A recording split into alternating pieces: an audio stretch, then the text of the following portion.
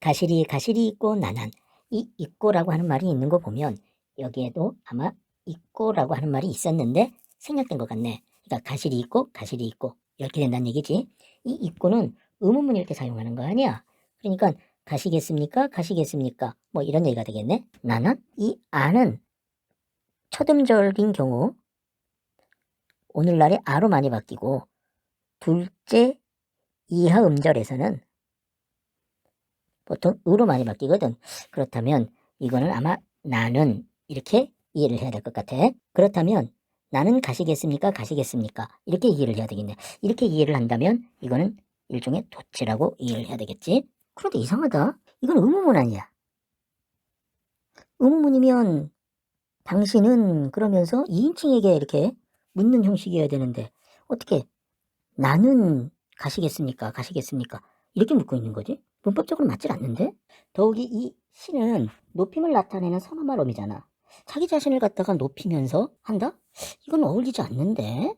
바리고 가시리 있고 나는 바리고 아래아가 이제 첫 음절에 나와 있으니까 바리고 이렇게 이해를 해야 되겠네. 바리고 아무래도 이거는 오늘날의 버리고 같아. 가시겠습니까? 나는 또 나오네. 나는 바리고 가십니까? 이상하네 이 문장.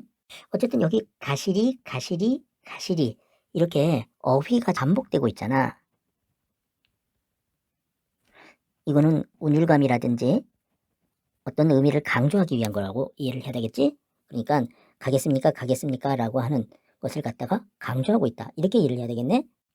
위증질과 대평성대. 위증질과? 이거는 무슨 말인지 모르겠는데? 대평성대? 이거는 평화롭고 번성하는 그러한 시대. 그러니까 다시 말하면 잘 살고 있는 시대 뭐 이런 얘기 같은데? 날로는 어찌 살라 하고 날로는 나보고는 뭐 이런 얘기가 되겠지. 어찌 살라 하고 바리고 가시리 있고 나난. 여기 또 나난이 또 나오네. 이상하네. 이 나난이 왜 계속 나오는 거야. 여기에서 이렇게 바리고 가시리 있고 바리고 가시리 있고 역시 또 마찬가지로 식구가 반복되고 있네. 역시 이것도 운율감과 어떤 시적 의미를 강조하기 위한 것이겠지. 위증질과 대평성대.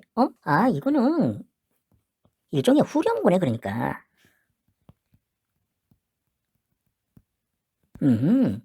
그러면 다음에도 있나 한번 살펴봐야 되겠는데?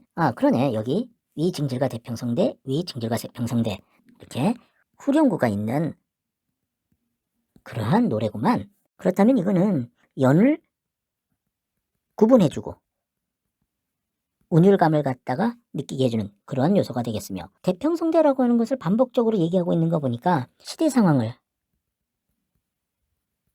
강조하는 그러한 내용이 들어있다고 이해를 해야 될 것 같아. 여기까지 보면 일단 이 시는 어떤 상황 속에 있느냐면 나와 당신이라고 하는 존재가 있는 거야. 물론 여기서 말하는 당신이라는 존재는 겉으로 드러나지 않지만 있다고 봐야 될 것 같아.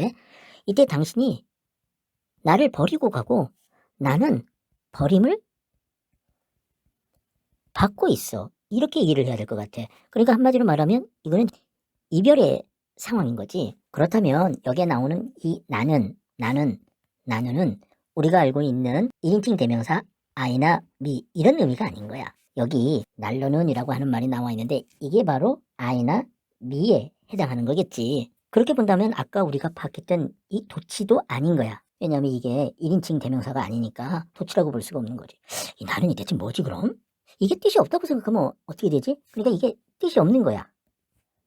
그래도 시의 의미는 살아나잖아. 그러니까 가시리 가시리 있고 버리고 가시리 있고 날로는 어찌 살라 하고 버리고 가시리 있고 이거 나는이라고 하는 말이 없다고 생각을 해도 뜻은 통하네? 그럼 이게 뜻과는 관련이 없이 뭔가 다른 의도로서 들어간 건가? 갈수록 모르겠네. 모르겠다.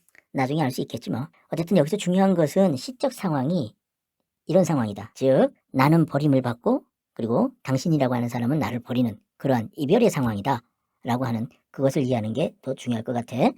이때 시적 화자인 나는 이런 마음이란 말이야. 이 사람은 아무래도 할 수 없다. 이것을 말하고 있는 것 같아. 나보고 어찌 살려 하느냐. 난 살 수가 없다. 뭐 이런 얘기인 것 같은데 그러면서 버리고 가시겠습니까? 라고 묻고 있잖아. 아무래도 요거는 애원하는 듯한 그러한 심리를 드러내는 것 같아. 그러니까 나는 지금 살 수가 없다. 나보고 어떻게 살라고 당신 나를 버리고 가느냐라고 애원하고 있는 듯한 그러한 모습을 느낄 수가 있을 것 같아. 그렇게 본다면 이거는 아무래도 떠나지 말아라 라고 하는 것을 갖다가 하소연하는 그러한 심리를 갖다가 드러낸다라고 이해할 수도 있을 거야. 잡사와 두얼이 만화난 사화는 삽이라고 하는 객체 높인 선어만 어미를 갖다가 포함하고 있기 때문에 나타난 거지. 그러니까 요 앞에다가 당신을 이라고 하는 말을 삽입을 해야 돼. 그런 의미에서 본다 그러면 여기에서 이 나난이라고 하는 게 1인칭인 아이나 미를 갖다가 말하는 게 아니야. 그럼 대체 이게 뭘까? 이 마나나는 많은 이런 뜻이잖아. 그러니까 잡아서 두고 싶지만은 이런 뜻이지. 싶지만은 이런 뜻인 거야. 서운하면 아니올세라. 서운하면 이거는 아마 서운해하면 아니올세라.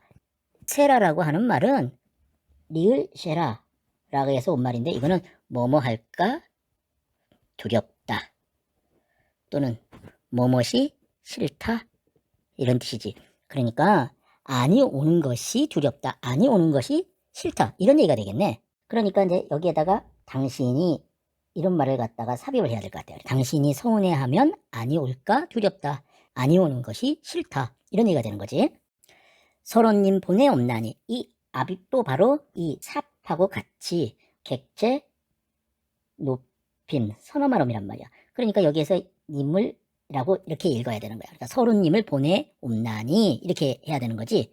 쇼론, 이 쇼론이라고 하는 것은 서러운 이런 뜻이지. 그러면 님이 서럽다라는 거야? 아니면 내가 서럽다라는 거야? 이거 잘 모르겠다. 님을 보내 옵나니 나난, 여기 또 나난이 또 나오네. 가시난다 도쇼오쇼쇼. 가시는 듯 도쇼오쇼쇼. 도쇼라고 하는 것은 아무래도 돌아서서 오쇼쇼. 이 쇼쇼라고 하는 것은 상대방에게 이제 요청하는 거지. 요구하거나. 그런데 이제 상대방이 이제 높은 사람이면은 뭐뭐 하소서라고 하는 거겠지. 그러니까 가시는 듯 가시자마자 돌아서서 오십시오 라고 하는 거네. 여기 또 나난이 나오고. 참 나난이 계속 나오네. 여기서 이 나라는 사람은 지금 갈등하고 있는 것 같아. 무슨 얘기냐면 이제 잡아서 두고 싶지만은 님을 보낸단 말이야. 즉 원래 욕망은 잡아서 두는 거지만 지금 보낼 수밖에 없는 거야. 그러니까 이미 머무르기를 원하는 거지. 그런데 보낼 수밖에 없는 상황인 거야. 이것이 이 사람에게 갈등을 주는 거지. 그래서 아니 올까봐 두려워. 그래서 원하는 바는 가자마자 돌아오는 거야. 그러니까 요거는 어쩔 수 없는 현재의 선택이고 요거는 미래의 희망사항인 거지. 어찌 보면 이게 아마 그 사랑하는 사람과의 이별에서 최선의 선택이 아닐까 하는 생각이 드네.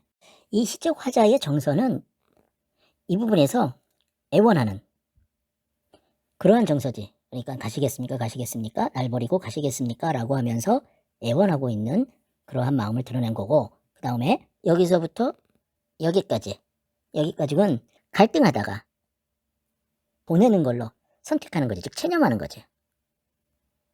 이거는 일종의 자기의 감정을 어떻게 하는 거야? 절제하는 거라고 볼 수도 있는 거지. 그러다가 이 부분에 와서 기원, 소망, 욕구 이거를 드러내는 거지. 어떤 소망? 이미 가자마자 다시 돌아오기를 소망한다라는 거지. 이 시는 이별의 상황에서 슬픔을 인내하고 재회를 기원하는 그러한 마음을 담고 있는 시라고 할 수가 있을 것 같아.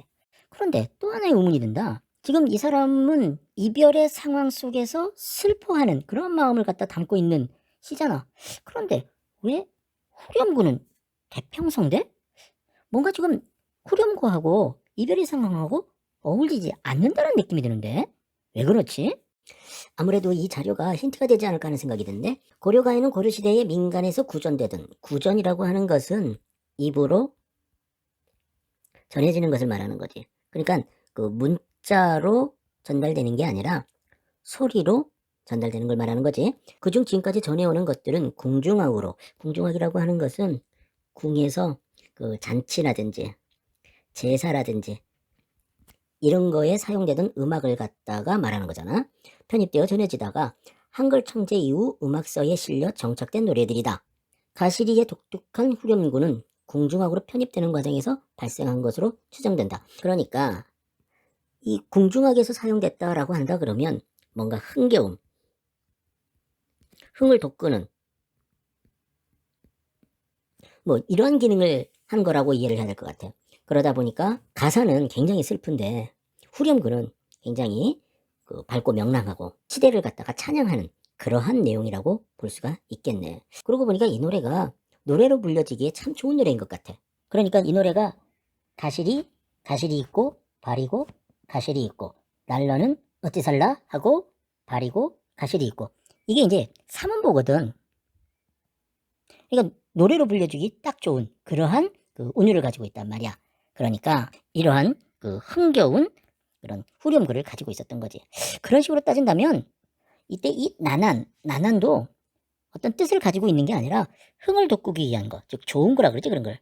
좋은 거로 봐야 될 것 같아. 따라서 이 작품을 볼 때는 나난이 없다고 생각을 하고 그 나머지 부분의 의미만을 생각하면서 감상해야 될 것 같아.